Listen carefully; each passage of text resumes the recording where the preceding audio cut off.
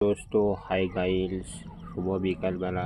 এখন বিকাল 3:30 বাজে। সবাই কেমন আছেন? আশা করি সবাই ভালো আছেন। আমিও ইনশাআল্লাহ আল্লাহর রহমতে ভালো আছি। দোস্তো গাইস, আবারও একটা ভিডিও নিয়ে এলাম যে সমাজে একটা অক্ষম অচলকে দেখে মানুষ ঘৃণা করছে, হাসছে।